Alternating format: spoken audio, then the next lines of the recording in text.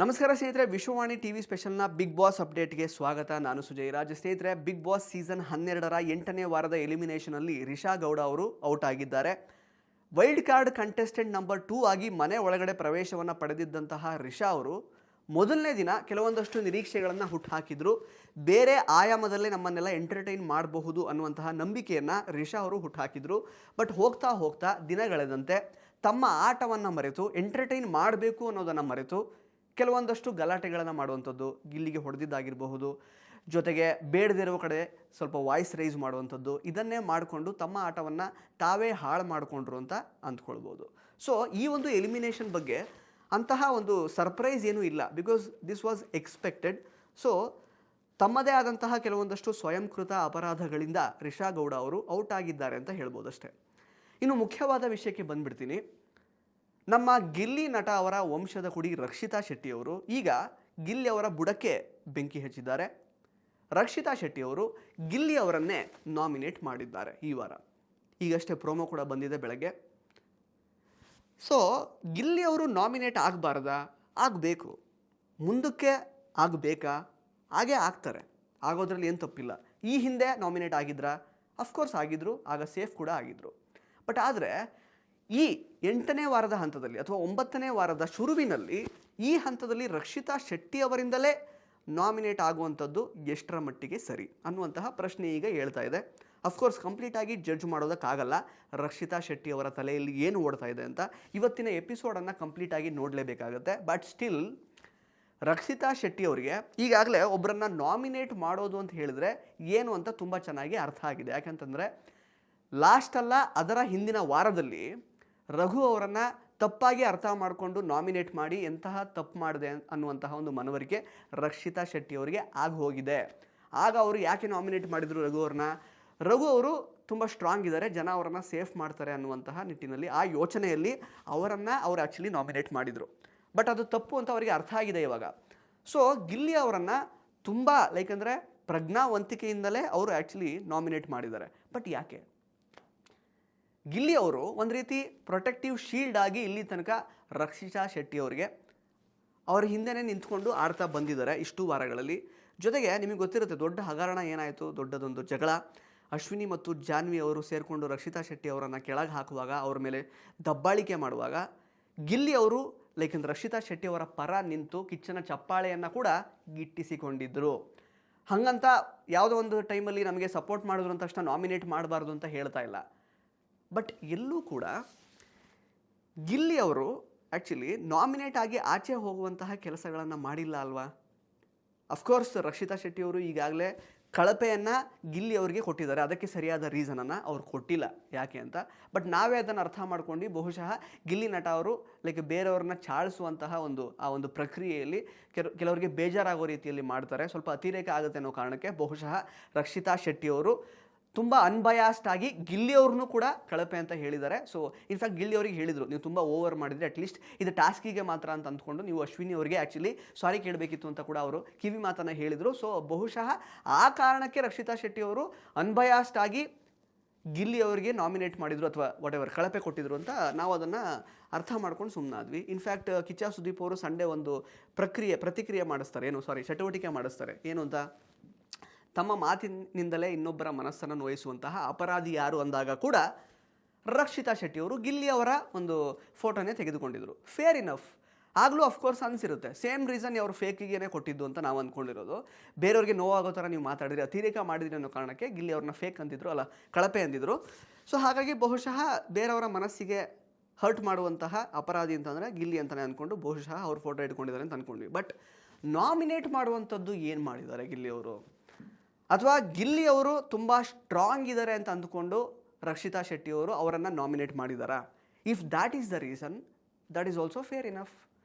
ಅವರು ನಿಜವಾದ ಆಟವನ್ನು ಈಗ ಶುರು ಮಾಡಿದ್ದಾರೆ ಅಂತ ಅಂದ್ಕೊಳ್ಬೋದು ರಕ್ಷಿತಾ ಶೆಟ್ಟಿ ಅವರು. ಬಿಕಾಸ್ ಒಬ್ಬ ವ್ಯಕ್ತಿ ನಮಗಿಂತ ಸ್ಟ್ರಾಂಗ್ ಇದ್ದಾನೆ, ಈತ ಇದ್ದರೆ ನಮಗೆ ಗೆಲ್ಲೋದಕ್ಕೆ ಕಷ್ಟ ಆಗುತ್ತೆ ಅಂತ ಅಂದ್ಕೊಂಡು ಆ ಕಾರಣವನ್ನು ಕೊಟ್ಕೊಂಡು ಏನಾದರೂ ರಕ್ಷಿತಾ ಶೆಟ್ಟಿ ಅವರು ಗಿಲ್ಲಿ ಅವರನ್ನು ನಾಮಿನೇಟ್ ಮಾಡಿದರೆ ನಿಜವಾಗ್ಲೂ ಅದು ಫೇರ್ ಇನಫೇ. ಕೆಲವರಿಗೆ ಅನಿಸ್ಬೋದು ಭಾವನಾತ್ಮಕ ಸಂಬಂಧ ಇತ್ತು, ಅಣ್ಣ ತಂಗಿ ರೀತಿಯಲ್ಲಿ ನೋಡ್ತಾ ಇದ್ವಿ, ಸಾಕಷ್ಟು ಸ್ಟ್ಯಾಂಡ್ ತಗೊಂಡಿದ್ರು ಗಿಲ್ಲಿಯವರು, ಅದೆಲ್ಲ fine. But Bigg Boss game ಅನ್ನುವಂಥದ್ದು actually it's not an emotional show. It's an one man show actually, ಕೊನೆಗೆ ಒಬ್ಬರೇ ಗೆಲ್ಲಬೇಕಾಗಿರೋದು.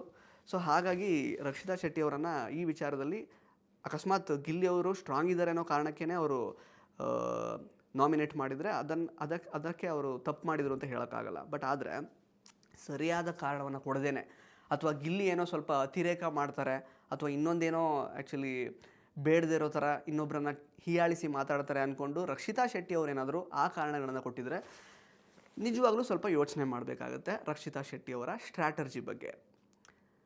ಬಿಕಾಸ್ ಇದೇ ಅಶ್ವಿನಿ ಗೌಡ ಮತ್ತು ಜಾನ್ವಿ ಅವರು ದಬ್ಬಾಳಿಕೆ ಮಾಡುವಾಗ, ನಿಮ್ಮನ್ನು ಕೆಳಗೆ ಹಾಕುವಾಗ ಗಿಲ್ಲಿ ಅವರು ಆ ಟೈಮಲ್ಲಿ ಬಂದು ತಡೆದಿದ್ದರು, ನಿಮ್ಮ ಪರವಾಗಿ ನಿಂತಿದ್ದರು, ನಿಮಗೆ ಸಾಂತ್ವನ ಹೇಳುವಂತಹ ಪ್ರಯತ್ನ ಮಾಡಿದರು. Of course you are strong enough, Rakshita Shetty is strong enough to fight with those two ladies, ಅದರಲ್ಲಿ ಎರಡು ಮಾತೇ ಇಲ್ಲ.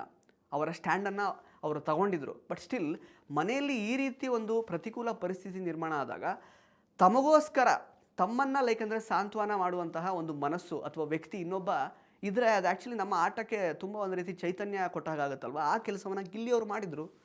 ಆ್ಯಂಡ್ ಗಿಲ್ಲಿ ಅವರು ಹೀಯಾಳಿಸ್ತಾ ಇರೋದು ಯಾರಿಗೆ ಅಥವಾ ಆಡ್ಕೊಳ್ತಾ ಇರೋದು ಯಾರಿಗೆ, ಕಾಲು ಎಳಿತಾ ಇರೋರು ಯಾರಿಗೆ, ನಿಜವಾಗ್ಲೂ ಯಾರೋ ಸಿಕ್ಕಾಬಟ್ಟೆ ಬೇಡದಿರೋ ರೀತಿಯಲ್ಲಿ ಆಟ ಆಡ್ತಾ ಇದ್ದೀರೋ ಅಂಥವ್ರಿಗೆ, ಅಶ್ವಿನಿ ಗೌಡ ಅವ್ರಿಗೆ ಅಥವಾ ಜಾನ್ವಿ ಅವ್ರಿಗೆ, ಅಂಥವ್ರಿಗೆ ಅಲ್ವಾ. ಮನೆಯಲ್ಲಿ ಕಂತಕಗಳನ್ನು ಸೃಷ್ಟಿ ಮಾಡಿ ಬೇಡದಿರೋ ಕಡೆ ಎಲ್ಲ ಖಯೋಸ್ ಸೃಷ್ಟಿ ಮಾಡ್ತಾ ಇರುವಂತಹ ಅಶ್ವಿನಿ ಗೌಡ ಅವರಿಗೆ. ಸೊ ಅದರಲ್ಲಿ ತಪ್ಪೇನಿಲ್ವಲ್ಲ. ಇದೇ ಅಶ್ವಿನಿ ಗೌಡ ಅವರಿಂದ ನಿಮಗೂ ಕೂಡ ಹರ್ಟ್ ಆಗಿದೆ ಬಹಳಷ್ಟು ಸಲ.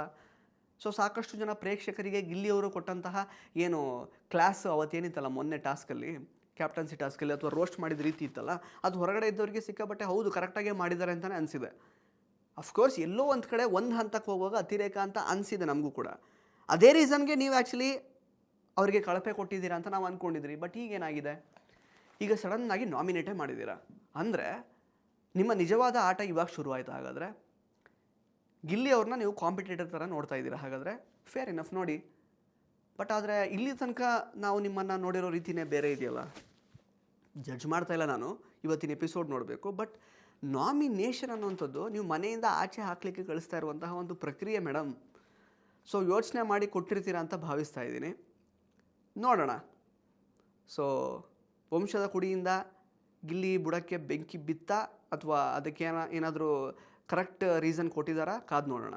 ಇನ್ನು ಅದನ್ನು ಹೊರತುಪಡಿಸಿದರೆ ಕಾವ್ಯ ಅವರು ಆ್ಯಕ್ಚುಲಿ ಸ್ವಲ್ಪ ಗಿಲ್ಲಿ ಅವರಿಂದ ಡಿವೇಟ್ ಆಗ್ತಿದ್ದಾರೆ, ಅಥವಾ ಕಾವ್ಯ ಅವ್ರದ್ದು ಮುಖವಾಡ ಏನೋ ಆಚೆ ಬರ್ತಾ ಇದೆ ಹಾಗೆ ಹೀಗೆ ಅಂತ ಸೋಷಿಯಲ್ ಮೀಡಿಯಾದಲ್ಲಿ ಸಾಕಷ್ಟು ಓಡಾಡ್ತಾ ಇದೆ. ಇನ್ಫ್ಯಾಕ್ಟ್ ಹೇಳಬೇಕು ಅಂತಂದರೆ ಗಿಲ್ಲಿ ಕಾವ್ಯ ಜೊತೆಗಿರುವಂತಹ ಸಲುಗೆಯನ್ನು ಅವರು ಗ್ರ್ಯಾಂಟೆಡ್ ಆಗಿ ತಗೊಂಡಿಲ್ಲ. ಅದನ್ನು ನೆನ್ನೆನೇ ಹೇಳಿದರು. ಆಲ್ರೆಡಿ ಪರಿಚಯ ಇರುವಂತಹ ವ್ಯಕ್ತಿಗೆ ನಾನೇನು ನನ್ನ ಬಗ್ಗೆ ಎಕ್ಸ್ಪ್ಲೇನ್ ಮಾಡುವಂತಹ ಅವಶ್ಯಕತೆ ಇಲ್ಲ ಅಂತ ಅಂದ್ಕೊಂಡು ನಾನು ಆ್ಯಕ್ಚುಲಿ ಕೆಲವೊಂದಷ್ಟು ಟಾಸ್ಕ್ ವಿಚಾರಗಳ ಬಗ್ಗೆ ಅವ್ರ ಒಪಿನಿಯನನ್ನು ತಗೊಳ್ಳೋಕ್ಕೆ ಹೋಗಲಿಲ್ಲ ಅಂತ. ಬಟ್ ಕಾವ್ಯಂಗೆ ಅನಿಸಿರೋದೇನೋ ನನ್ನನ್ನು ಗ್ರ್ಯಾಂಟೆಡ್ ಆಗಿ ತೊಗೊಂಡು ಇವನು ಹೆಂಗೆ ಬೇಕಾದ್ರೆ ಹಂಗೆ ಟ್ರೀಟ್ ಮಾಡ್ತಾ ಇದ್ದಾನೆ ಅಂತ. ಸೊ ಸಲುಗೆಯನ್ನು ಗ್ರ್ಯಾಂಟೆಡ್ ಆಗಿ ತೆಗೆದುಕೊಂಡಿದ್ದಾರೆ ಅಂತ ಕಾವ್ಯ ಅವ್ರಿಗೆ ಅನಿಸಿದೆ. ಬಟ್ ಹಾಗಲ್ಲ. ಕಾವ್ಯ ಅವರು ಇನ್ನೂ ಕೂಡ ಗಿಲ್ಲಿ ಪರವಾಗಿ ನಿಲ್ಲೋದನ್ನು ನಿಲ್ಲಿಸಿಲ್ಲ. ಸೊ ಹಾಗಾಗಿ ಕಾವ್ಯ ಅವರನ್ನು ಜಡ್ಜ್ ಮಾಡುವಂತಹ ಅವಶ್ಯಕತೆ ಇಲ್ಲ. ಅಥವಾ ಕಾವ್ಯ ಉಸಿರುವಳ್ಳಿ ಸಮಥಿಂಗ್ ಅದು ಇದು ಅಂತೆಲ್ಲ ಸಾಕಷ್ಟು ಓಡಾಡ್ತಾ ಇದೆ ಸೋಷಿಯಲ್ ಮೀಡಿಯಾದಲ್ಲಿ. ನೀನು ಬುದ್ಧಿ ತೋರಿಸ್ಬಿಟ್ಟೆ, ಕಾವ್ಯ ಗಿಲ್ಲಿಯಿಂದ ದೂರ ಇರೋದು ಒಳ್ಳೆಯದು, ಗಿಲ್ಲಿ ಕಾವ್ಯದಿಂದ ದೂರ ಇರೋದು ಒಳ್ಳೆಯದು ಅಂತೆಲ್ಲ. ಅಫ್ಕೋರ್ಸ್ ಗಿಲ್ಲಿ ಸ್ಟ್ಯಾಂಡ್ ಅಲೋನ್ ಆಗಿ ಈ ಒಂದು ಶೋ ಅಲ್ಲಿ ಎಂಟರ್ಟೈನ್ ಮಾಡಬಲ್ಲಂತಹ ಒಬ್ಬ ವ್ಯಕ್ತಿನೇ, ಅದ್ರ ಬಗ್ಗೆ ಎರಡು ಮಾತೇ ಇಲ್ಲ. ಕಾವ್ಯದಿಂದ ಗಿಲ್ಲಿ ಅಂತೂ ಅಲ್ಲವೇ ಅಲ್ಲ, ಸಾಧ್ಯನೇ ಇಲ್ಲ. ಗಿಲ್ಲಿಯಿಂದನೇ Kavya. Because Gilli as an individual ಅವರಿಗೆ ಎಂಟರ್ಟೈನ್ ಮಾಡೋದಕ್ಕೆ ಬರುತ್ತೆ, ಅವರಿಗೆ ಸ್ಟ್ಯಾಂಡ್ ತಗೊಳಕ್ಕೆ ಬರುತ್ತೆ, ಸೀರಿಯಸ್ ಆಗಿ ಎಲ್ಲಿ ಇರಬೇಕು ಅನ್ನೋದು ಬರುತ್ತೆ, ಟಾಸ್ಕ್ ಆಗುವಾಗ ಏನು ಮಾಡಬೇಕು ಅನ್ನೋದ್ರ ಬಗ್ಗೆ ಕರೆಕ್ಟಾದಂತಹ ಒಂದು ಅವರಿಗೆ ವಿಜುವಲ್ ಇದೆ ತಲೆಯಲ್ಲಿ. ಸೊ ಅವ್ರು ಇಂಡಿಪೆಂಡೆಂಟಾಗಿ ಆಡುವಂತಹ ಕೆಪಾಸಿಟಿ ಅವ್ರಿಗಿದೆ. ಹಾಗಂತ ಕಾವ್ಯ ಅವ್ರು ಕಡಿಮೆ ಅಂತ ಹೇಳ್ತಿರೋದಲ್ಲ. ಬಟ್ ಗಿಲ್ಲಿ ಕಾವ್ಯ ಕಾವ್ಯ ಕಾವ್ಯ ಅಂತ ಹೈಲೈಟ್ ಮಾಡಿದ್ದಕ್ಕೇ, ಗಿಲ್ಲಿ ಜೊತೆಗೆ ಕಾವ್ಯ ಇರೋದಕ್ಕೇ ಕಾವ್ಯ ಹೈಲೈಟ್ ಆಗಿರೋದು. ಇಟ್ಸ್ ಲೈಕ್ ಮ್ಯೂಚುವಲ್ ಇರ್ಬೋದು ಕೆಲವೊಂದೊಂದು ಸಲ, ಇಬ್ಬರಿಗೂ ಅದರಿಂದ ಬೆನಿಫಿಟ್ ಆಗಿದೆ. But most of the times it is because of Gilli Kavya ಅವ್ರಿಗೆ ಅಂದರೆ ಲೈಮ್ ಲೈಟ್ ಸಿಕ್ಕಿರುವಂಥದ್ದು. ಅದನ್ನು ಒಪ್ಕೊಳ್ಳೇಬೇಕಾಗುತ್ತೆ. ಯಾಕೆಂದರೆ ಎಲ್ಲರನ್ನೂ ಬಿಟ್ಟು, ಯಾಕಂದ್ರೆ ನಿನ್ನೆ ಇನ್ಫ್ಯಾಕ್ಟ್ ನೋಡಿದರೆ ನೀವು ಬಿಗ್ ಬಾಸ್ ಎಪಿಸೋಡ್ ಗೊತ್ತಾಗಿರುತ್ತೆ ನಿಮಗೆ, ಎಲ್ಲರೂ ಆಲ್ ವರ್ಸಸ್ ಗಿಲ್ಲಿ ಆಗಿತ್ತು. ಬಟ್ ಗಿಲ್ಲಿ ಏನಂತ ಉತ್ತರ ಕೊಟ್ಟರು, ನಾನು ಇರೋ ಸತ್ಯನೇ ಕಾಮಿಡಿ ರೀತಿಯಲ್ಲಿ ಹೇಳ್ತಾ ಇರ್ತೀನಿ, ಬೇರೆಯವರು ನಿಮ್ಮ ಬಗ್ಗೆ ಹಿಂದೆ ಮಾತಾಡ್ಕೊಳ್ತಾ ಇರ್ತಾರೆ, ಅದನ್ನು ಬಹುಶಃ ನೀವು ಹೊರಗಡೆ ಹೋದ್ಮೇಲೆ ಎಪಿಸೋಡ್ ನೋಡಿ ಬೇಜಾರು ಮಾಡ್ಕೊಳ್ತೀರಾ. ಬಟ್ ನನಗೆ ನಿಮ್ಮ ಬಗ್ಗೆ ಏನಿರುತ್ತೋ, ನಿಮ್ಮಲ್ಲಿ ಏನು ಹುಳುಕಿರುತ್ತೋ ಅದನ್ನು ಡೈರೆಕ್ಟಾಗಿಯೇ ಕಾಮಿಡಿ ರೂಪದಲ್ಲಿ ಹೇಳಿರ್ತೀನಿ. ಅದು ನಿಮಗೆ ಬೇಜಾರಾಗ್ತಾ ಇದೆ ಅಥವಾ ಮನಸ್ಸಿಗೆ ನೋವು ಮಾಡುವಂತಹ ಅಪರಾಧಿ ಥರ ನಾನು ಕಾಣಿಸ್ಕೊಳ್ತಿದ್ದೀನಿ ಅಂತ ಒಂದು ಬಿಫಿಟ್ಟಿಂಗ್ ಆನ್ಸರನ್ನು ಗಿಲ್ಲಿ ಅವರು ಕೊಟ್ಟಿದ್ದರು. ಸೊ ಗಿಲ್ಲಿಯವರು ಅತಿರೇಕ ಮಾಡಿದ್ದಾರೆ, ಕೆಲವೊಂದೊಂದು ಸಲ ಮಾಡಿದ್ದಾರೆ. ಯಾರಿಗೆ ಮಾಡಿದ್ದಾರೆ? ಅತಿರೇಕ ಮಾಡುವಂತಹ ವ್ಯಕ್ತಿ ವಿರುದ್ಧನೇ ಅತಿರೇಕವಾಗಿ ಅವ್ರು ಆಟ ಆಡಿದ್ದಾರೆ. ಅಷ್ಟು ಬಿಟ್ಟರೆ ಸುಮ್ಮನೆ ಕಾಲು ಕೆರ್ಕೊಂಡು ಜಗಳಕ್ಕೆ ಹೋಗೋದಾಗಲಿ ಅದೆಲ್ಲ ಅವರು ಮಾಡಿಲ್ಲ. ಬರೀ ಕಾಮಿಡಿನೇ ಮಾಡ್ತಿದ್ದಾರಾ? ಇಲ್ಲ. ಆ ಕಾಮಿಡಿಯಲ್ಲಿ ಒಂದು ಲಾಜಿಕ್ ಇದೆ ಬ್ರೋ. ಲಾಜಿಕ್ ಇಲ್ಲದೆ ಕಾಮಿಡಿ ಮಾಡ್ತಾ ಇಲ್ಲ ಅವರು, ಅಥವಾ ಬೇಡದೇ ಇರೋ ಟೈಮಲ್ಲಿ ಕಾಮಿಡಿ ಮಾಡ್ತಾ ಇಲ್ಲ ಅಲ್ವೇ? ಸೊ ಕಾವ್ಯ ಅವ್ರ ಬಗ್ಗೆ ಈಗ ಬರ್ತಾ ಇರುವಂತಹ ಸೋಷಿಯಲ್ ಮೀಡಿಯಾ ಅಲಿಗೇಷನ್ಸ್ನ ಅವರು ಉಸಿರುವಳ್ಳಿ ಅವ್ರು ಕೈ ಕೊಟ್ಟರು ಅಥವಾ ಅವ್ರದ್ದು ಏನೋ ಅವ್ರ ನಿಜವಾದ ಮುಖವಾಡ ಬಯಲಾಯಿತು ಅಂತೆಲ್ಲ ಹೇಳೋಕ್ಕಾಗಲ್ಲ. ಈಗಲೂ ಅವರು ಗಿಲ್ಲಿ ಪರವಾಗೇ ಇದ್ದಾರೆ. ಬಟ್ ಕಾವ್ಯನಿಂದ ಗಿಲ್ಲಿ ಅಂತೂ ಅಲ್ಲ, ಗಿಲ್ಲಿ ಅಂತಲೇ ಕಾವ್ಯ. ಆ್ಯಂಡ್ ನಮ್ಮ ಲೈಕ್ ಅಂದರೆ ವಂಶದ ಕುಡಿ ರಕ್ಷಿತಾ ಶೆಟ್ಟಿ ಅವರ ನಡೆ ನೋಡಬೇಕು. ಆ್ಯಕ್ಚುಲಿ ಅವ್ರು ಏನು ರೀಸನ್ ಕೊಟ್ಟಿದ್ದಾರೆ ಇವತ್ತು ಎಪಿಸೋಡಲ್ಲಿ ಅಂತ. ನಿಮಗೆ ರಕ್ಷಿತಾ ಮತ್ತು ಕಾವ್ಯ ಅವರ ನಡೆ ಬಗ್ಗೆ ಏನು ಅನ್ನಿಸ್ತು ಅದ್ರ ಬಗ್ಗೆ ದಯವಿಟ್ಟು ಕಮೆಂಟ್ ಬಾಕ್ಸಲ್ಲಿ ಕಮೆಂಟ್ ಮಾಡಿ ತಿಳಿಸಿ. ಧನ್ಯವಾದ. ಇಂಟ್ರೆಸ್ಟಿಂಗ್ ಮತ್ತು ಇನ್ಫಾರ್ಮೇಟಿವ್ ವಿಡಿಯೋಗಳನ್ನು ಮಿಸ್ ಮಾಡ್ಕೋಬೇಡಿ. ಈಗಲೇ ಸಬ್ಸ್ಕ್ರೈಬ್ ಮಾಡಿ.